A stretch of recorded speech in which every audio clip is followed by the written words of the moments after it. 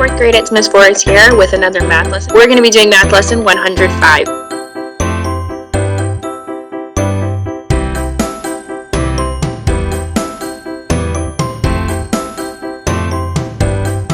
So basically what factoring is, it's talking about a number.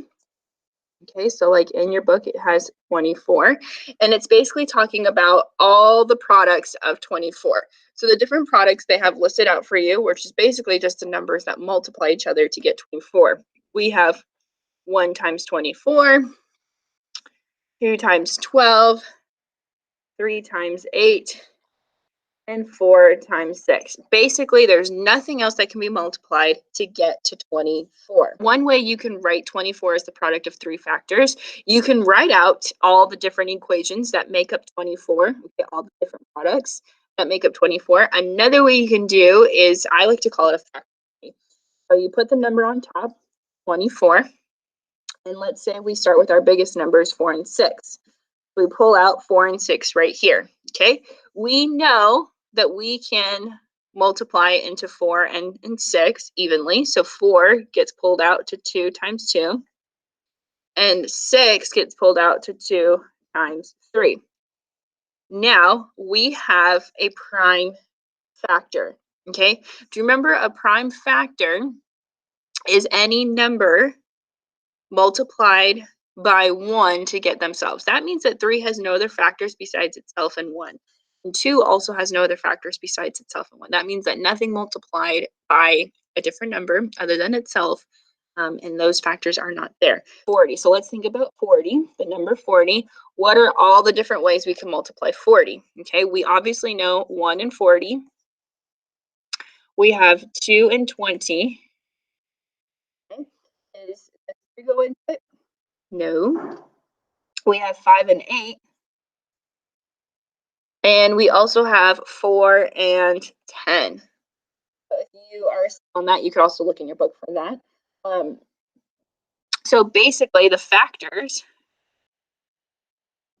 are going to be 1, 2, 5, 4, oops, I didn't go in order, 8, 10, 20, and 40. These are all the factors, okay?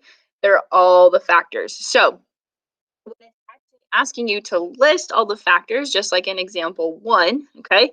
This is what you're going to do. You're going to see what multiplies by that number to get to 40. Okay, what is multiplied by what to get to 40? And in this case, our factors for 40 are 1, 2, 5, 4, 8, 10, 20, and 40. The next example is example 2. Okay, and it says to write 40 as the product of prime factors. Okay, so this is where you're going to use your tree. They're asking you for prime factors. Okay, so that means we need to get to prime numbers. So we can start with 40. We can start with 4 and 10. Okay, 10, what times what equals 10? We have 2 and 5. And what times what equals 4? We have 2 and 2. So if we're going to get the prime factors of 40, okay, it's going to be these numbers right here. And it's exactly how you write out your answer. 2 times 2 times 2 times 5, okay? Any factor pair can be used to begin the tree, but we want to make sure that we pick a big factor pair, okay, to start our tree. So don't try and do like 1 and 40. That will go on forever, okay? So you can do 5 and 8. That would have ended up the same way, same way. So making sure that we pick our factor pairs to be close to each other, okay? So this is when it's asking you to write 40 as a product of prime factors. So basically what that means is that if I were to actually work out this equation, I should get to 20. So let's do it with working from left to right. 2 times 2 is 4 times 2 times 5. 4 times 2 is 8 times 5. 8 times 5 is 40. So basically what you did was we broke down this number 40 into the prime factors, and that gave us this equation right here, 2 times 2 times 2 times 5, okay? Because these are all prime numbers, all right? Prime numbers. All right, we're going to do lesson practice together. So lesson practice A, it says write each number as a product of two numbers in as many different ways as you can. Okay, so when it says that, it's basically asking you to write that number in the different equations that make up that number with its factors. Okay, so the first number they give us is 16. So what times what equals 16? We have 1 and 16. We have 2 and 8. And we also have 4 and 4. All right, then we have B. B is 20. Same thing. What times what equals 20? We know we have 1 and 20. We know we have 2 and 10. We also have 4 and 5. Okay. Now C says write 27 prime factors. This is where we're going to do our tree. So what times what equals 27? Okay, so what number goes into 27 evenly? I'm going to go ahead and do 3 and 9. 9, 18, 27. So that means that 9 times 3 equals 27. So 3 cannot get any smaller. It's already a prime number, right? Because we don't write 1 and 3. Okay, we just leave it as a 3.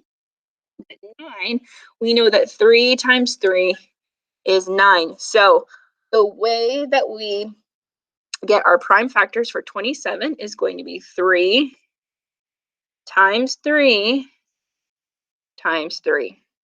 All right, make sure you stick around for the homework. All right, number 1, it says 5 minutes is equal to how many seconds, okay? So 5 minutes equals how many seconds? Okay, we know that there are 60 seconds in a minute. So that means we need to multiply 60 times 5. Okay, 5 times 0 is 0. And 6 times 5 is 30. So we get 300 seconds. And that's A. B says 60 minutes is how many seconds? Again, 60 minutes, and we need to multiply it by 60 seconds. So 60 times 60. All right. Remember that we're going to ignore the zeros and we're just going to multiply 6 times 6 and we get 36. Now we need to make sure we bring down our 2 zeros. So we get 3,600 seconds. All right, number 2, it says Trevor, Anne, and Lee were playing marbles. Anne had twice as many marbles as Trevor. Lee had 5 more marbles than Anne, and Trevor had 9 marbles. So let's write that right here. Trevor had 9 marbles, okay? How many marbles did Lee have? All right, so the first step is to find out how many marbles Anne had, because Anne says that Anne had twice as many marbles as Trevor, and we know that Trevor has 9. So twice as many would be 9 times 2, which is 18. Okay. Then the next person is Lee. And it says that Lee had 5 more than Anne. So that means we need to take 18 and we need to add 5 to get Lee's. So 8 plus 5 is 13. Carry over the 1 and we get 23. So our answer is 23 marbles. Number 4. Number 4 says 9/10 of 30 students remembered their homework. How many students remembered their homework? Okay, so we've been doing these types of problems a lot. So we need to make sure we divide 30 by 10 so we figure out how many students in each group, right?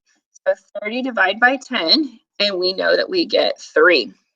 So now we multiply 9 times 3 to get our total, and we get 27. So A is 27 students. Okay. B says what fractional part of the students did not remember their homework?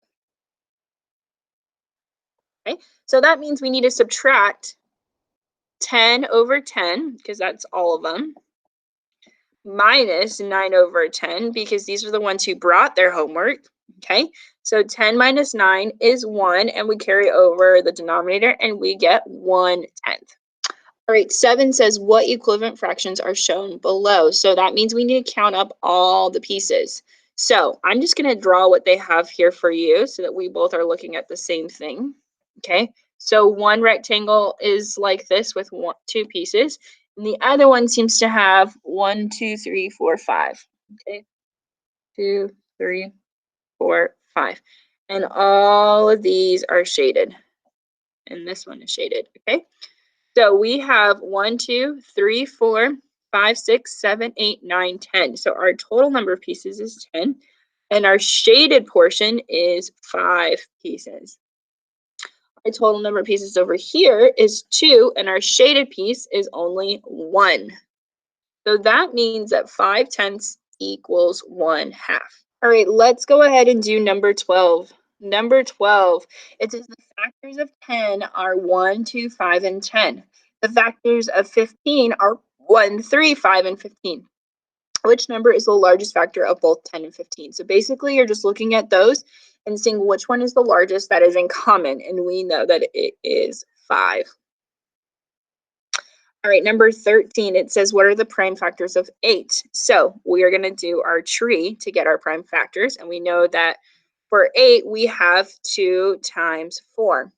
2 is already prime, so we're going to leave that alone. And we're going to do what two numbers times 4? 2 times 2. So now we would write our answer as 2 times 2 times 2.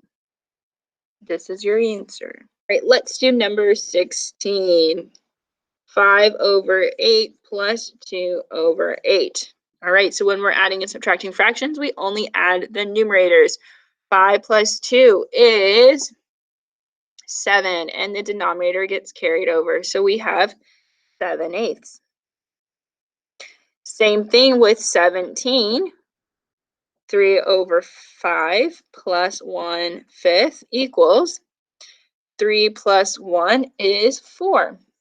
And the 5 gets carried over. We get 4/5. All right, what about subtraction? 18. We have 1 and 9/10 minus 1 and 2/10. All right, so 9 minus 2, because we only work within the numerators with the numerators, is 7 over 10.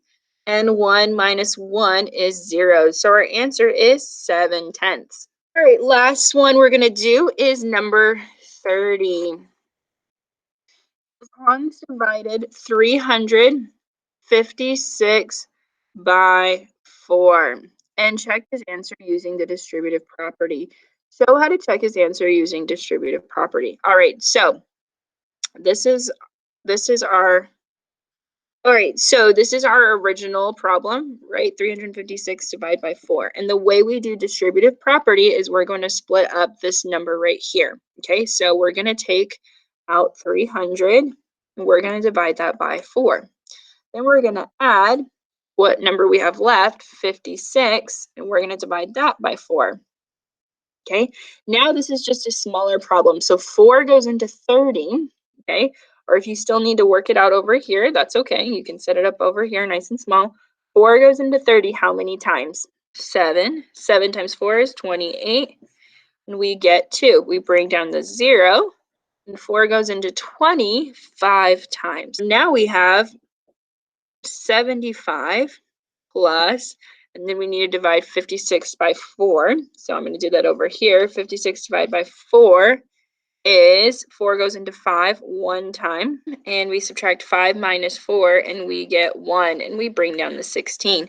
4 goes into 16 4 times, and we know we get 16, and we're done. So now we have this other problem, 75 plus 14. Okay, now we can add those two together. 5 plus 4 is 9, and 7 plus 1 is 8, and we get 89. All right, that's it for today. We'll see you next week. Hope you have a wonderful weekend, and make sure to do your practice test tomorrow, and I will be going over it. All right. All right, that's it for today. We'll see you tomorrow for our practice. Have a great day. Bye.